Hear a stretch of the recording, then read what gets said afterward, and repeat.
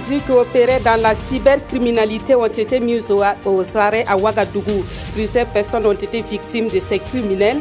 Le montant de l'escroquerie s'élève à plus de 25 millions de francs CFA. La ville de Djébougou, dans le sud-ouest, est actuellement confrontée à une pénurie d'eau. À l'origine de cette pénurie, la baisse du débit de l'eau dans les fontaines. En attendant une solution à ce problème, les scènes de disputes sont courantes au niveau des points d'eau potable. La journée internationale de la radio est célébrée ce 13 février. Cette journée a été instituée depuis 2011 par l'UNESCO. À l'occasion de cette 6e édition de cette journée, nous vous amenons à la découverte de l'antenne de Radio Burkina dans la Tapoa. Mesdames, Messieurs, bonsoir et merci de nous suivre. Des cybercriminels dans les filets de la section de recherche de la gendarmerie de Ouagadougou. Avant leur arrestation le 2 février dernier, ils ont tapassé et arnaqué une vingtaine de personnes. Le montant de l'escroquerie s'élève à plus de 25 millions de francs CFA. Ce matin, les enquêteurs ont expliqué à la presse le mode opératoire de ces cybercriminels. Des précisions avec Amadou Ilboudo et Zoubaviel David Dabiri. 4 présumés délinquants, dont 2 étudiants burkinabés, dans les filets de la gendarmerie nationale. Selon le capitaine Isaac Sanou de la section de recherche de Ouagadougou, ces individus appréhendés le 2 février 2017, suite à des dénonciations de population, auraient à leur disposition ce matériel composé entre autres de 26 téléphones portables, d'un ordinateur, de 43 puces de 5 pays africains et européens et des documents de transfert d'argent. Avec ce matériel, Boko Germano de Francisco, de nationalité étrangère, est présenté comme la tête pensante du réseau, appâtait ses victimes avec des méthodes bien particulières. Le mode opératoire consistait pour ces arnaqueurs à utiliser des méthodes connues d'eux, telles le triangle, le wash et le métal. Ils appâtaient leurs victimes au moyen de multiples téléphones, d'ordinateurs portables, et d'un logiciel sophistiqué qui était en mesure de faire apparaître sur le numéro appelé l'indicatif de n'importe quel pays à partir de leur position. Il faisait également faire croire à qui veut les écouter l'existence d'un projet juteux pour lequel ils avaient besoin d'un soutien financier important pour la réalisation. Dès que vous mordez à la maison, vous en devenez victime. Et le préjudice financier causé par cette bande s'élèverait à plus de 25 millions de francs CFA. Une vingtaine de personnes seraient victimes de Boko Germano de Francisco et ses compagnons. Toujours selon la gendarmerie nationale, les enquêtes se poursuivent et les populations sont invitées à plus de collaboration avec les forces de l'ordre. Cap à présent sur Banfora où un incendie a consumé 4 magasins. Cela s'est passé dans la nuit de samedi à dimanche dernier. Les marchandises contenues dans ces magasins sont toutes parties en fumée. On fait le constat avec Hassan Gourabou, Siriki Mirego et Karim Sissé. Des pneus calcinés, appareils électroménagers et matériaux de construction en lambeaux. C'est le visage de ces boutiques après le passage des flammes. L'origine de l'incendie n'est pas encore connue, mais à notre passage, ce sont des commerçants dans le désarroi qui dégageaient leurs magasins ici à Banfora. On a fini de vendre et puis on a fermé l'endroit là. Après, quand on est arrivé à la maison, ça ne va même pas 30 minutes. Je n'ai même pas encore là. On m'a appelé que notre endroit a pris feu. J'ai dit, bon, les gens ont commencé à crier. J'ai dit, non, ne pleure pas. On est venu trouver, on ne peut même pas approcher l'endroit là. On était écartés, les sapeurs aussi fait leur moyen. Bon, vraiment.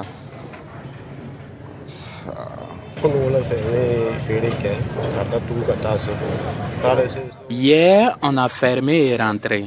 30 minutes après, on m'a appelé pour dire qu'il y a incendie chez mes voisins qui vendent du carburant. Et de là, ça a tout pris. On a tout perdu. L'incendie de ces magasins vient rappeler une fois de plus l'épineuse question de la cohabitation entre les dépôts illicites de carburant et les boutiques. Du côté de Farakoba, à quelques 15 km de Bobo-Dioulasso, on apprend que des dégâts importants ont été enregistrés dans l'incendie qui a touché les locaux de l'INERA. Une bonne partie du matériel a été ravagée par cet incendie qui s'est produit dans la soirée du 12 février dernier. Et c'est la troisième fois déjà qu'un incendie a touché le service de l'INERA de Farakoba depuis le début de l'année. On fait le constat avec Karim Ilboudo et Karim Sissi. Pas de pertes en vie humaine ni de blessés, mais les dégâts occasionnés par cet incendie ici à l'INERA Farakoba sont énormes. De cet hangar à la salle de conférence, en passant par les fosses fumières et les stocks de semences, bref, tous ont subi la furie des flammes. Cet moment est parti du 15h et qui a pris de l'ampleur. Bon, parce que vous savez actuellement avec l'état de sécheresse, la végétation, les feux, ça va très vite. Donc le temps que les vigiles qui sont là puissent circonscrire le feu, bon, ça a pris beaucoup d'ampleur. Selon le directeur régional, le feu fait des ravages chaque année à l'INERA Farakoba. Mais cette année est bien particulière car en moins de 2 mois, ils ont enregistré 3 cas d'incendie. Nous pensons que ça peut être accidentel comme ça peut être intentionnel, parce que ce n'est pas le premier incendie que nous avons cette année, c'est le 3e déjà. Mais cette fois-ci, c'est beaucoup plus proche des bureaux et on ne comprend pas comment ce feu a pu partir. Au dire du premier responsable de cette structure, une enquête sera bientôt ouverte. En attendant, les soldats du feu sont au front pour maîtriser les flammes. Mais l'accès difficile de certaines zones ne leur rend pas la tâche facile. La ville de Djébougou dans le sud-ouest est actuellement confrontée à une pénurie d'eau. À l'origine de cette pénurie, la baisse du débit de l'eau dans les fontaines. La situation oblige les habitants de cette ville à souvent abandonner leurs activités quotidiennes pour passer des heures à la recherche d'eau potable. Conséquence, des scènes de disputes sont fréquentes au niveau des fontaines publiques. On voit cela avec Madou Drago et Issa Kanana. Potable, une denrée rare dans la ville de Djébougou. Depuis près de 2 ans, pouvoir se procurer ce liquide source de vie relève d'un parcours du combattant.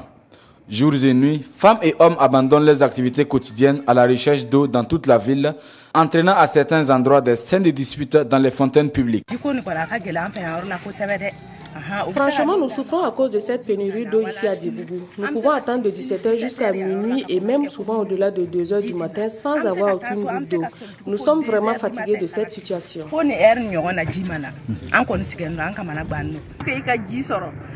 Ce sont les conducteurs de Tricy qui se débrouillent pour nous apporter de l'eau. Une barrique à 1500, si tu n'as pas cette somme, tu ne peux pas espérer avoir de l'eau. Une pénurie d'eau qui paralyse également l'activité économique de la ville. Dans cette hôtel de la place, pas une goutte d'eau pour servir la clientèle. Vous constatez avec moi que je l'ai ouvert, le robinet. Il n'y a rien, que depuis plus de 72 heures ce matin qu'on a eu quelques gouttes que vous voyez. Ça ne peut même pas remplir le seau là.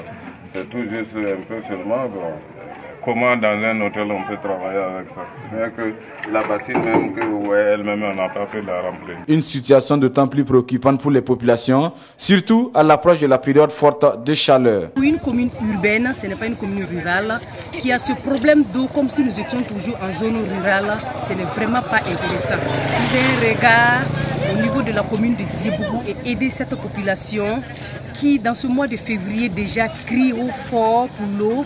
On se demande vraiment comment on va s'en sortir pour les mois de chaleur à venir. Et pour les premiers responsables de l'Office national de l'eau et de l'assainissement de la province, une baisse substantielle du débit des forages serait la cause de cette pénurie d'eau. Nous avons constaté effectivement une baisse de débit des forages de pratiquement 30%. Nous avons procédé à des investigations, nous avons identifié le problème.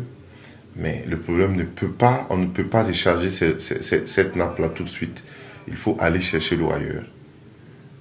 Donc, et cela a été aggravé aussi par un phénomène aussi qui n'est pas propre à l'ONIA. C'est le phénomène de l'orpaillage. Face à cela, des initiatives sont prises, notamment la subdivision de la ville en plusieurs zones de desserte quotidiennes. Des sites ont été également identifiés pour la réalisation des travaux afin de résoudre un tant soit peu cette pénurie d'eau, rassure par ailleurs le responsable de la zone ouest de l'ONEA. L'ONEA a déjà signé un contrat avec un prestataire qui doit venir réaliser des forages à grand débit. Donc, on a pu identifier des sites et avec l'accompagnement d'un fils de la région, qui est l'évêque émérite Sommet, voilà, Jean-Baptiste Sommet, qui vraiment nous a accompagnés et on a pu identifier un site qui est capable à lui seul d'approvisionner pratiquement toute la ville. Des travaux attendus impatiemment par tous, chose qui devrait soulager la souffrance des populations de Diebougou, obligées de parcourir des kilomètres par jour à la recherche d'eau potable. Autre point de l'actualité, la radio est à l'honneur ce 13 février 2017. La journée internationale de la radio célébrée aujourd'hui est à sa 6e édition depuis son institution par l'UNESCO. Mais de nos jours, quelle est l'importance de la radio et quel est son impact sur la vie des citoyens? Une de nos équipes a posé la question à quelques habitants de Ouagadougou. Élément de réponse avec Moussa Ouedraogo, Fanta Kando et Draman Guinée. À pied d'œuvre, ces hommes et femmes des médias font les derniers réglages pour passer à l'antenne. Nous sommes à Radio Burkina. Larissa Tiendrebego enregistre son reportage de la matinée. La lutte contre la fraude et la corruption dans l'administration publique au Burkina, c'est la mission à laquelle est voué le projet de gouvernance économique et de participation citoyenne. Pour les citoyens, la radio occupe une place importante. Quant à leur intérêt pour les programmes, les avis sont partagés. C'est les infos que j'aime vraiment beaucoup écouter. Bon, à part les infos, souvent le sport. Bon, j'écoute la musique et puis souvent les annonces là. Surtout les émissions à la radio, ça ne me manque même pas. Ça ne me manque pas. Sinon, la radio est très importante. Moi, ce qui m'intéresse, c'est surtout les informations. Et c'est la nuit que j'écoute la radio. Parce que c'est plus accessible avec mon cellulaire. J'écoute tout. Les rétropressives, j'écoute tout ce qui se passe au niveau de la radio. J'écoute plusieurs chaînes. Et quand je me lève le matin, je suis informé. Actuellement, je ne suis pas à Ouaga, je suis en fonction carrément vers la frontière togolaise à Bitou. Et nous avons une radio locale là-bas qui, en temps réel, essaie de nous informer sur ce qui se passe dans le pays. Et franchement, on ne se sent pas exclu. Malgré le fait qu'on est assez loin de Ouaga quand même. Bon, plutôt la musique. Les infos, bon, on a ça à la télé. Donc, plutôt la musique. Souvent, s'il y a les flashs, bon, tu es en circulation, en voiture, tu ne vas pas changer, tu écoutes. En célébrant ce lundi la journée internationale de la radio, la communauté internationale met l'accent sur la participation des auditeurs et des communautés dans la politique et la programmation des émissions. Une célébration placée sous le thème « La radio, c'est vous ». Et la nationale des radios au Burkina se rapproche davantage de ses auditeurs. Les échos des radios Burkina sont désormais en direct et 24 heures sur 24 dans la province de la Tapoua. Depuis fin décembre 2016, la nouvelle fréquence est disponible dans cette partie du Burkina sur le canal 89.5. Comment les populations de la Tapoua ont-elles accueilli l'arrivée de la radio nationale dans leur localité? Élément de réponse avec Alassane Tiendrebego, Rasmata Ouedraogo et Mamadi Ouedraogo. 89.5 FM, c'est la fréquence de la RTB radio, disponible depuis fin décembre 2016 dans la province de la Tapoua. Poste récepteur ou téléphone portable, les populations de cette localité disposent désormais tout ce qu'il faut pour se mettre au diapason de l'information sur la radio nationale. C'est le 30 décembre qu'ils ont fini les installations. Un émetteur de 1 kW pour permettre une bonne diffusion de l'information dans la zone.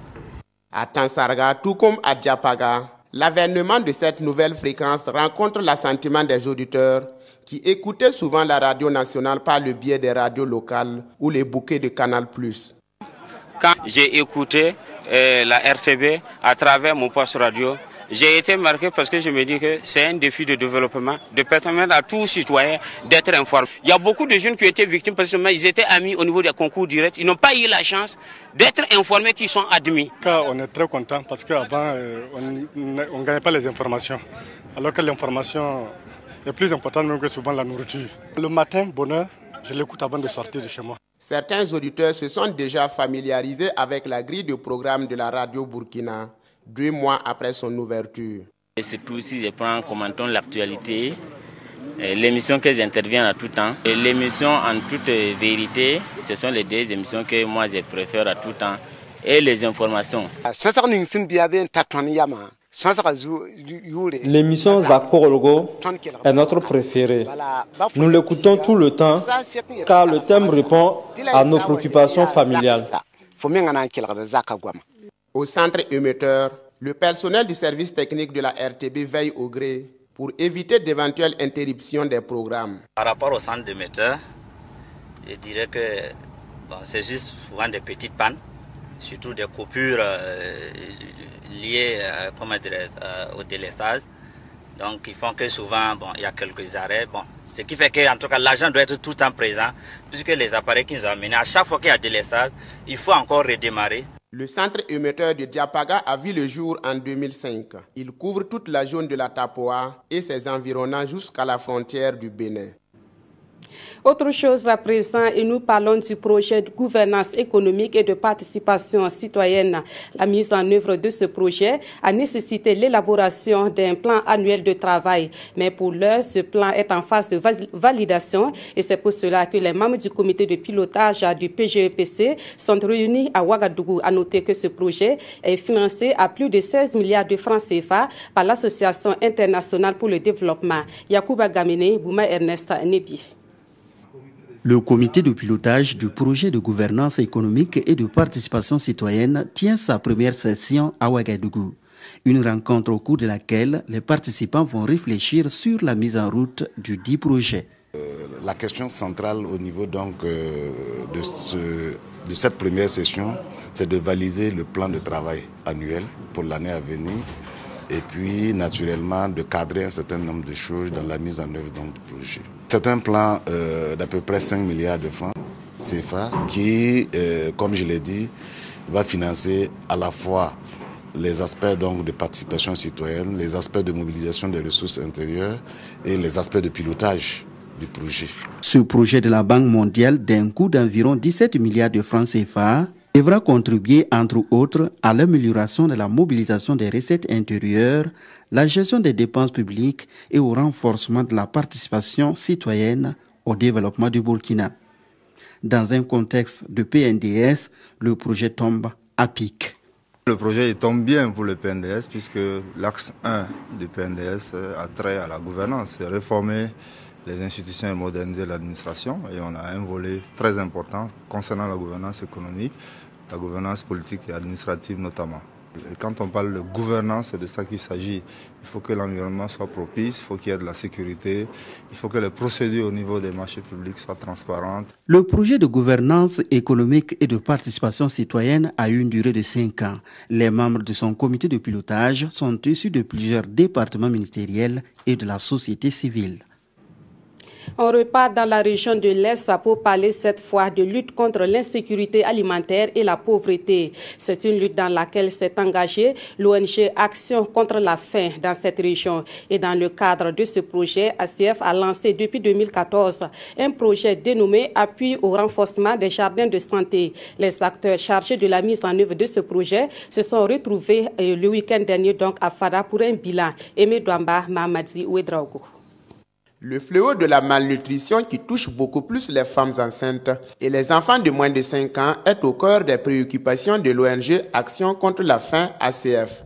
En 2014, elle a mis en œuvre son projet d'appui au renforcement des jardins de santé au profit de 28 groupements féminins, soit plus de 940 ménages pauvres de la région de l'Est.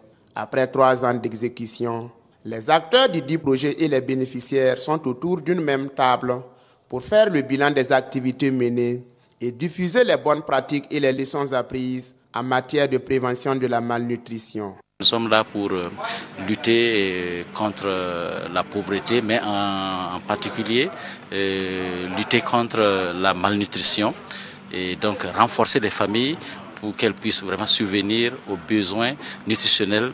Cette approche de l'ONG ACF a permis de réduire la pauvreté des couches vulnérables. Il y a eu une étude étude Baseline Study qui a été faite et cette étude avait donné des chiffres. Et maintenant, nous avons mis en œuvre ce programme et au niveau de la production, la diversité alimentaire, etc., ces chiffres ont été vraiment améliorés. ACF nous accompagne à assainir nos milieux. Nous avons eu des équipements en matériel et en infrastructure, comme les fourrages et les puits. Elle nous appuie à travers des formations pour la fabrication des farines nutritionnelles et la gestion des jardins maraîchers. L'ONG ACF œuvre depuis 2008 pour l'amélioration de la sécurité nutritionnelle des mères et des enfants défavorisés au Burkina Faso. Quel avenir pour le système éducatif si le Burkina Faso passait à une 5e république? La question intéresse le MEFA, le mouvement des étudiants du Faso. Le MEFA a lancé la réflexion sur cette question au cours d'une conférence publique organisée le 11 février dernier à l'université Ouaga 1 Joseph Kizerbo. Conférence au cours de laquelle des propositions ont été formulées en vue d'améliorer le système éducatif actuel. Des précisions avec Kwale Nebié et Aruna Mari. Une conférence publique, 3 orateurs pour une projection dans le système éducatif de la 5e République. Des interventions, il ressort que le système actuel tire ses racines dans la Constitution qui garantit à tous le droit à l'éducation. Les conférenciers font également le constat que du continuum au modèle licence, master, doctorat, le système a connu un essoufflement. Des pistes de solutions sont donc évoquées. L'option stratégique de faire appel au privé, éventuellement, ne serait-ce que pour la question des infrastructures. Sur la question du modèle d'enseignement, il faut déjà évaluer le LMD qui a déjà quelques années de mise en œuvre. Le développement que nos dirigeants tentent de promouvoir, c'est à travers des grands investissements. Et quand on fait de grands investissements pour construire des routes, des ponts et autres, il faut des gens pour faire le travail. Vous prenez nos entreprises, vous verrez qu'il y a beaucoup d'entre eux qui, à l'intérieur même, ont du mal à avoir des techniciens pour faire le travail. Donc ça veut dire qu'il y a du boulot, il n'y a pas de compétences pour les occuper, et de l'autre côté, il y a des chômeurs. L'initiative est du mouvement des étudiants du Faso MEFA. Le mouvement entend ainsi décrypter le système éducatif actuel afin d'amoindrir les difficultés. Nous avons un retard sans merci dans toutes les universités publiques. Effectivement, le problème des infrastructures, il y a la question des aides sociales. À travers cette conférence publique, le MEFA s'invite donc dans le débat sur les réformes constitutionnelles en cours pour une prise en compte des préoccupations de la communauté éducative. Et puis une autre star dans cette édition, Augustin Sondé Koulibaly, a été inhumé ce 13 février au cimetière de Gounguen à Ouagadougou. Cet écrivain natif de Orodara est décédé le 11 février dernier. Parents, amis et acteurs du monde de la littérature l'ont accompagné à sa dernière demeure. On voit cela avec Césaire Carrefour et Nyarkiteda. L'écrivain Augustin Sondé Koulibaly repose désormais ici au cimetière municipal de Gounguen. Cet homme de lettres est né à Orodara et fit ses études primaires en Haute-Volta, actuel Burkina Faso, avant de déposer ses valises à Abidjan, en Côte d'Ivoire, pour les études secondaires. Augustin Sondé Koulibaly est aussi journaliste, conseiller d'action culturelle, après des études supérieures au Centre international d'enseignement de journalisme à l'Université de Strasbourg en France et au Centre d'action culturelle ICA de Lomé.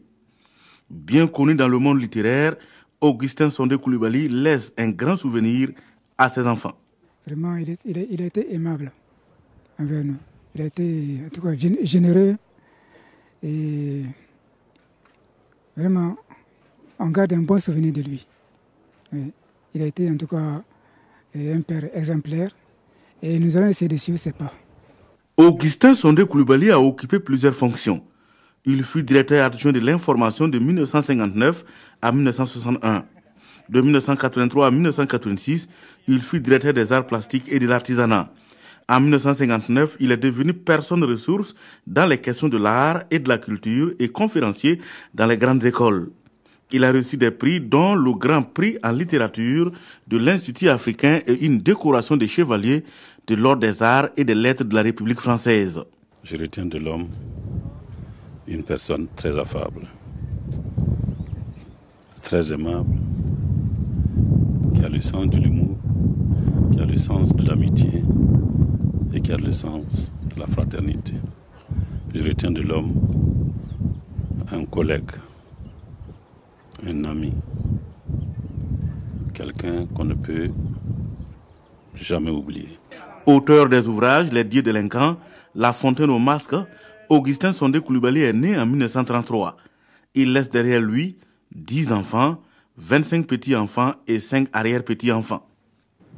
Voilà, que son âme repose en paix. On revient chez nous pour conclure ce journal par la revue de presse. À la une des quotidiens de ce 13 février, la clôture de l'année internationale des légumineuses et la situation sécuritaire au Burkina Faso et précisément dans le Sahel. Voici la revue de presse de Touboum Evelyne Dabiri.